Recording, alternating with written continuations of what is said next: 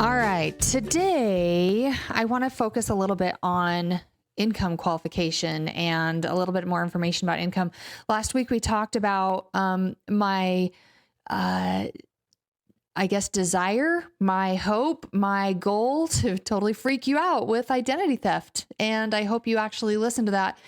Or if this is the first time you're catching this podcast, go back and listen to the one from this last week, because it was totally on identity theft and freaked me completely out. Anyways, side note, I wanted to spend just a little bit of time today talking about the difference between gross income and net income. There's a little bit of confusion on that, so I'm just going to take just a quick second. The gross income that you have is the income that you make before any deductions come out.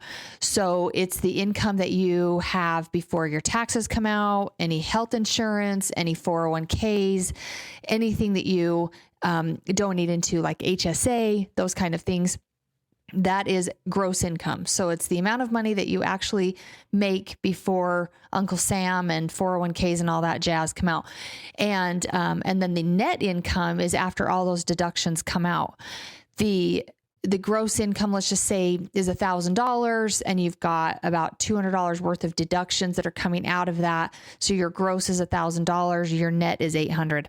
What's interesting when you qualify for loans is, in most cases, you qualify off of your gross income. And it gets a little bit confusing for people why we qualify off of a gross income when we don't live off of that income. And I'll tell you, one of the biggest critical pieces of our jobs in the mortgage world is pay attention to those debt to income ratios, because you are qualifying people off of a gross income and they don't live off that money.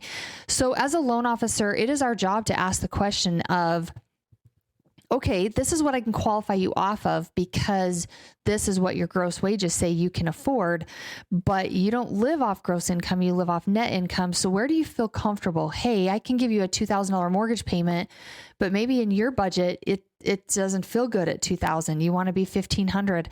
And so there is a big difference between how much income you make off gross and how much income you make off net. And it's a beneficial thing on our side to go off of gross. And I've always wondered why we do it. But if you look at the big picture of it, there's a lot of deductions that go into your benefit. So let's take health insurance and 401ks. So we would penalize you if we didn't go off a gross income, if we didn't add back in those 401ks or those health benefits. Because, okay, say I make $1,000 a month and $100 of that goes towards a 401k because you've just chosen to put that kind of money into your benefit. Well, that money's gone, but it's not gone from you. It's not your federal and state taxes that in a way are gone. We don't know if they're going to come back to us based off of tax law, but your 401k and your health benefits, they come back to you in a roundabout way. So sure, your 401k is something that you're going to be able to retire on. Maybe if you needed to, you could borrow against it in the case of an emergency, but you don't lose that money. It's not gone. It's also not gone on your health insurance. So your health insurance benefits are going into this pool of money there for you to be able to pull from with your major medical such, depending on, I guess, if you go major medical or whatever you do. I don't know. I'm not getting into health insurance. That's a whole nother tangent. We don't need Deborah on, but you're getting something from it is really what it comes down to. Is you're going to pay this premium into this insurance benefit. I'm going to go to the doctor. I'm going to get my service. And then you're going to have that benefit actually come back into your pocket in a roundabout way because you're using that insurance to pay for whatever medical treatments or whatever those things are. So it's money gone, but it's not money completely gone. So it does make sense as to why we go off of the gross wage. The hard part that I deal with is sometimes people get in over their heads. And yes, I can qualify you off of a gross wage, and that's fantastic. That's awesome. We are grateful that we have the ability to do that. But you have to look at your budget and realize, all right, if they put me in a $2,000 mortgage payment, am I eating beans and rice for the rest of my life, or am I going to be able to afford to go buy a steak here and there? And so we have to look at those gross and net wages just significantly different, just the big spread between them. But we have to look at the net when it comes to your budget. We have to look at the gross when it comes for qualification. Now, it's interesting on the gross wages. I want to go down this just a little bit. There's some things that can go into gross wages that are confusing for people. There's some fields that have per diem. And that is technically income going to you to help offset costs of travel, costs of lodging, costs of food while you're out of the normal area of being able to come home. And companies will actually pay per diem, which is, hey, here's $50 a day to go towards your car, to go towards your meals, to go towards your lodging. That income is there on your pay stubs as income, but it's not income that we can use to qualify off of. And that has definitely been a misunderstanding to people as, can I qualify with my per diem income? And you technically can't. This is why. We don't put your household expenses in your debt to income ratio.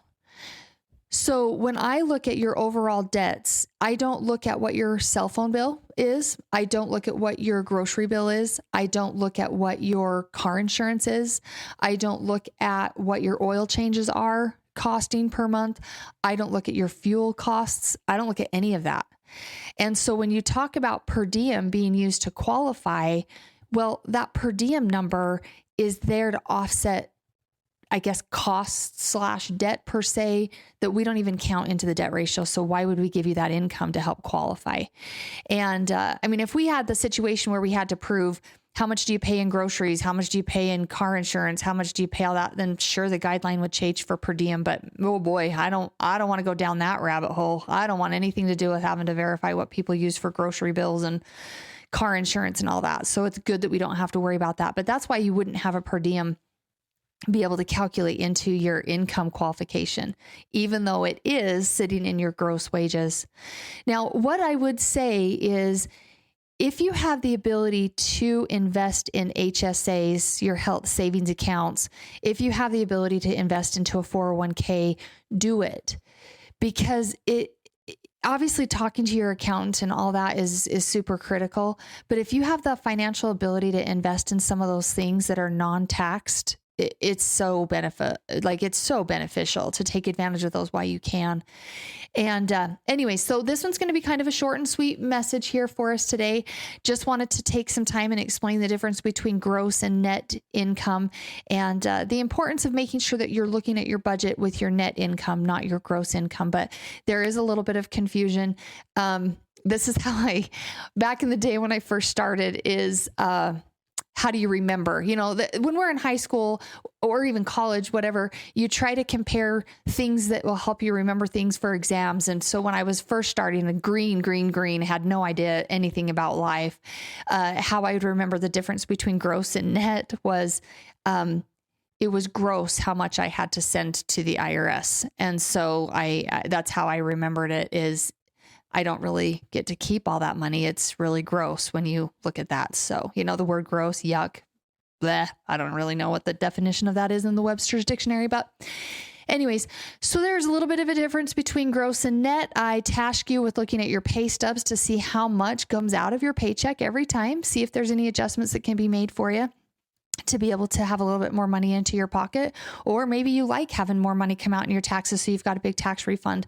That's definitely a personal decision, but the difference between gross and net, how much money comes out in deductions. I qualify off gross when we come into the mortgage world, and you live off net. So we got to meet in the middle and come up with a good, happy plan so that we don't throw you into a house poor situation. So anyways, with that being said, gross and net income, super, super exciting information today, but let's go out and be adults and not be afraid.